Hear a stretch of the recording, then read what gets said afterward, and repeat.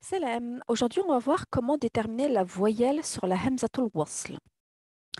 Alors, soit c'est un A, soit c'est un I, soit c'est un OU, puisqu'il n'y a que trois voyelles. Donc, ce qu'on fait, la règle de base, hein, c'est vraiment la règle de base. Après, il y aura, je vous expliquerai qu'il y a des exceptions. La règle de base, c'est que vous avez le mot. Le mot commence par un hamzatul wasl. Vous ne savez pas s'il faut dire A, I ou OU. Vous regardez la deuxième lettre. Ici, la deuxième lettre, c'est un lemme. Ici, c'est un lemme. D'accord? Donc, qu'elle soit grisée ou qu'elle soit en noir, peu importe. Donc, si la deuxième lettre, c'est un lemme, vous allez commencer avec un A. Vous allez dire L. Parce qu'en fait, on part du principe que c'est l'article qui veut dire le, là.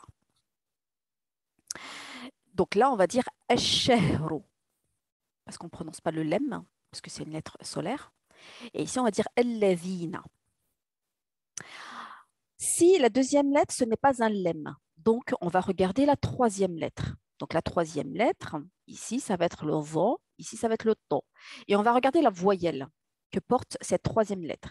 Si cette troisième lettre porte comme voyelle le ou, donc on va commencer avec un ou. Donc on va dire unzur.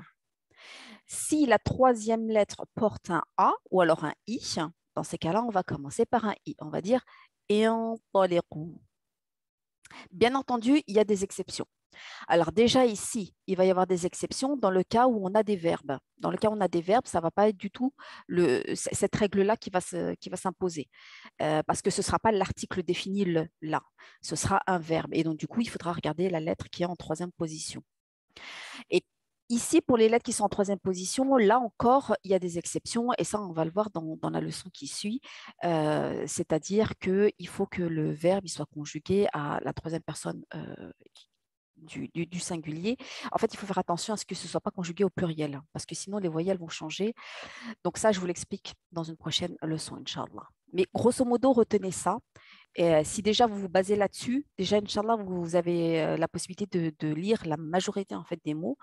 Après, il y a quelques-uns pour lesquels il va falloir euh, réviser et les apprendre et les reconnaître au fur et à mesure.